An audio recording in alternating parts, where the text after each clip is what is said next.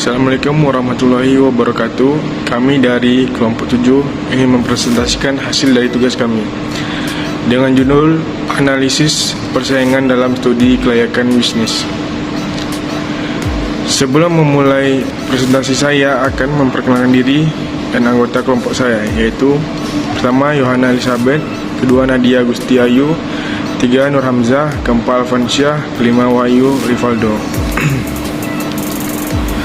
Analisis persaingan dalam studi kelayakan bisnis.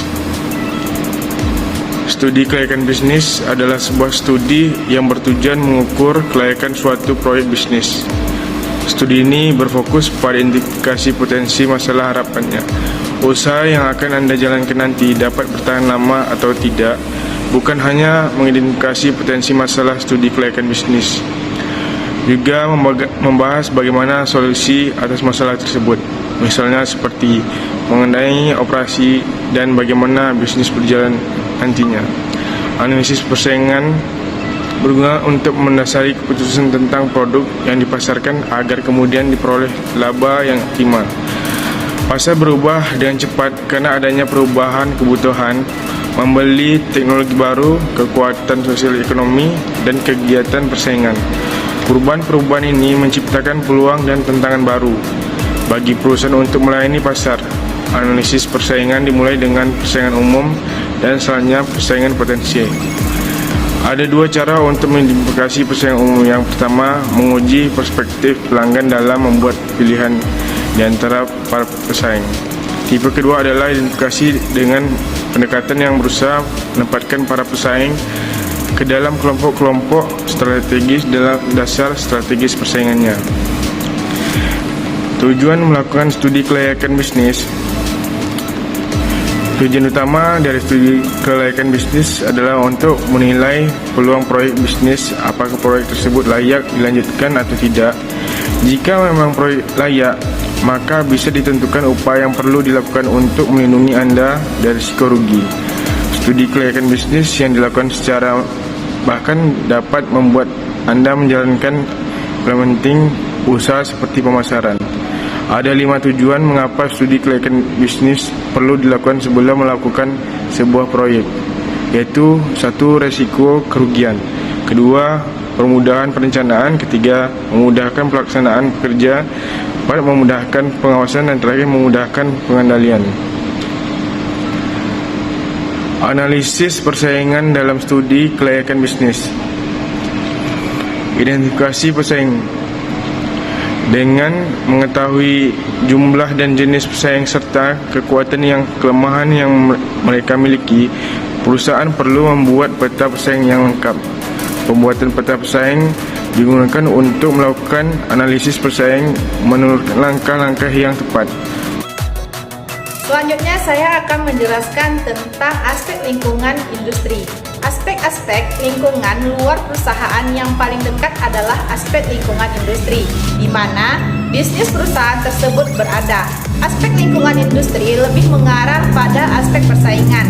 Akibatnya, faktor-faktor yang mempengaruhi kondisi persaingan seperti ancaman pada perusahaan dan kekuatan yang dimiliki perusahaan, termasuk kondisi persaingan itu sendiri, menjadi perlu untuk dianalisis guna studi kelayakan bisnis. Menurut Mikhail E. Porter, mengemukakan konsep kompetitif strategi yang menganalisis persaingan bisnis berdasarkan pada 5 aspek utama. Sedangkan menurut R.E. Freeman yang pendapatnya dikutip oleh Whelan dan direkomendasikan aspek yang keenam untuk melengkapinya. Keenam aspek utama menjadi pokok bahasan tersebut sebagai berikut. Yang pertama, adanya ancaman masuk pendatang baru. Yang kedua, adanya persaingan sesama perusahaan di dalam industrinya. Yang ketiga, adanya ancaman dari produk pengganti. Yang keempat, kekuatan tawar-menawar pembeli. Yang kelima, kekuatan tawar-menawar pemasok. Dan yang keenam, adanya pengaruh kekuatan stakeholder lainnya. Selanjutnya akan dijelaskan lebih lanjut mengenai keenam aspek utama tersebut. Yang pertama, saya akan menjelaskan tentang ancaman masuk pendatang baru. Menurut Porter, tahun 1987 menyatakan bahwa ancaman masuknya pendatang baru ke dalam industri tergantung pada rintangan masuk yang ada, digabung dengan reaksi dari para pesaing yang ada, digabung dengan reaksi dari para pendatang baru. Jika rintangan atau hambatan ini besar dan atau pendatang baru memperkirakan akan adanya perlawanan yang keras dari muka-muka lama, maka ancaman masuknya pendatang baru akan rendah. Maksudnya, perusahaan sebagai pendatang baru akan menimbulkan sejumlah implikasi bagi perusahaan yang sudah ada. Misalnya, kapasitas menjadi bertambah, adanya terjadinya perebutan pangsa pasar. Yang ketiga, adanya perebutan sumber daya produksi yang terbatas. Yang keempat, naiknya tingkat persaingan. Dan yang kelima, adanya tarif harga yang tidak stabil. Selanjutnya, saya akan menjelaskan tentang persaingan sesama perusahaan dalam industri. Persaingan dalam industri sangat mempengaruhi kebijakan dan kinerja perusahaan. Dalam situasi persaingan yang oligopoli, perusahaan mempunyai kekuatan yang cukup besar untuk mempengaruhi pasar pesaing pasar. Pasar yang sempurna biasanya akan memaksa perusahaan menjadi follower, termasuk dalam hal harga produk. Menurut Porter, tingkat persaingan dipengaruhi beberapa faktor, yaitu adanya jumlah kompetitor, yang kedua adanya tingkat pertumbuhan industri, yang ketiga adanya karakteristik produk, dan yang keempat adanya biaya tetap yang besar, yang kelima kapasitas, dan yang keenam adanya hambatan keluar. Selanjutnya akan dilanjutkan oleh teman saya. Assalamualaikum warahmatullahi wabarakatuh. Saya akan melanjutkan presentasi dari teman saya, yaitu ancaman produk pengganti. Perusahaan-perusahaan yang berada di dalam situasi industri bersaing pula dengan produk pengganti. Walaupun karakteristiknya berbeda, barang substitusinya dapat memberikan fungsi atau jasa yang sama. Misalnya, dengan sedikit mengganti produk tetapi masih menonjolkan ciri khas dari barang tersebut, sehingga terdapat diferensi produk dari barang tersebut. Fotokopi Mentah Jaya berusaha untuk menstabilkan harga yang menghindari persaingan dalam bidang harga dan ancaman dari produk substitusi.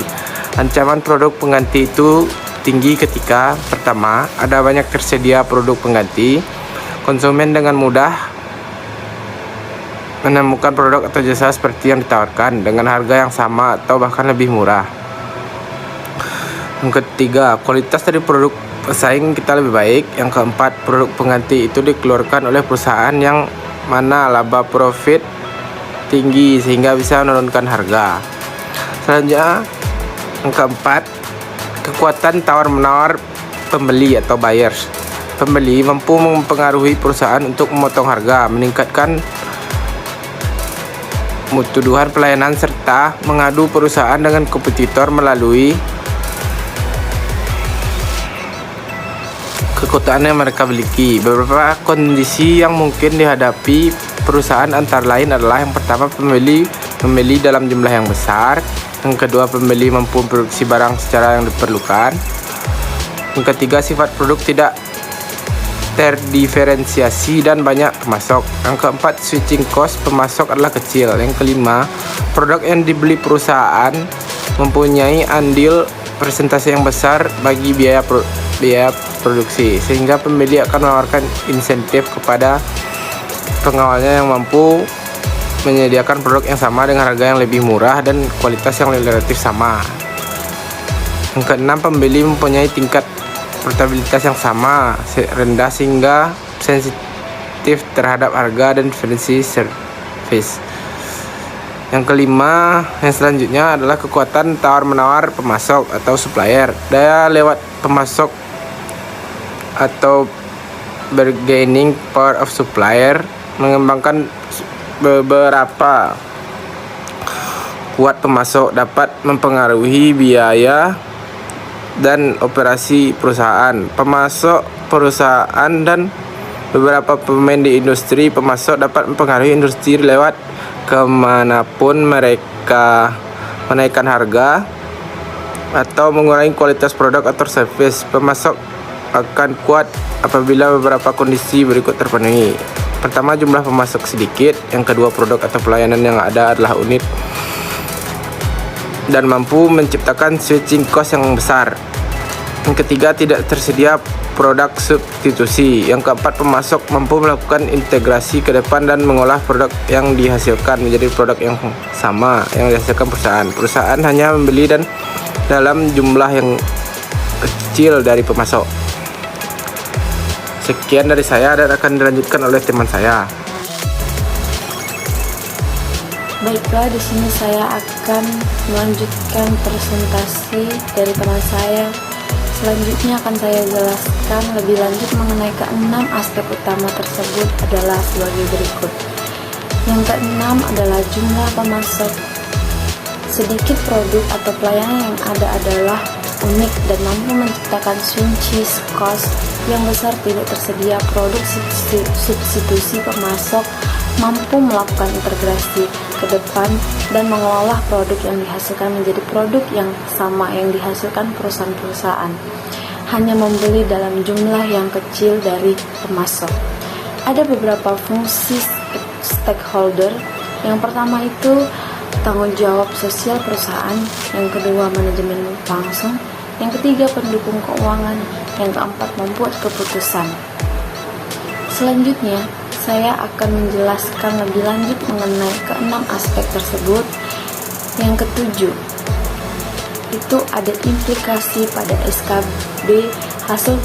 Hasil studi aspek persaingan hendaknya memberikan informasi perihal. Yang pertama, bagaimana situasi dan kondisi ancaman masuk bagi pendatang baru. Yang kedua, bagaimana situasi persaingan sesama perusahaan di dalam industri. Yang ketiga, ancaman dari produk pengganti. Yang keempat, kekuatan tawar-menawar pembeli atau buyers. Yang kelima, kekuatan tawar-menawar pemasok atau suppliers. Yang keenam, pengaruh kekuatan stakeholder lainnya. Dari presentasi tersebut, kelompok kami menyimpulkan kelayakan usaha adalah suatu kegiatan yang mempelajari secara mendalam tentang suatu kegiatan usaha atau bisnis yang akan dijalankan dalam rangka menentukan layak atau tidak layaknya usaha tersebut dijalankan. Kelayakan artinya penelitian yang dilakukan secara mendalam bertujuan untuk menentukan apakah usaha yang dijalankan akan memberikan manfaat yang lebih besar dibandingkan dengan biaya yang akan dikeluarkan. Layak juga berarti dapat memberikan keuntungan yang tidak hanya bagi perusahaan yang menjalankannya, tetapi juga bagi investor, kreditor, pemerintah, dan masyarakat luas. Dalam proses dan tahap studi kelayakan usaha dapat dilakukan melalui beberapa tahap, antara lain tahap penentuan ide, perumusan gagasan, tahap formulasi tujuan, tahap analisis, dan tahap keputusan. Dan untuk beberapa kriteria yang dapat dijadikan aspek penilaian adalah sebagai berikut: analisis aspek pemasaran, analisis aspek produksi atau operasi, analisis aspek manajemen, dan analisis aspek keuangan. Sekian dari presentasi dari kelompok kami yang bisa kami sampaikan. Jika ada salah kata mohon dimaafkan. Terima kasih.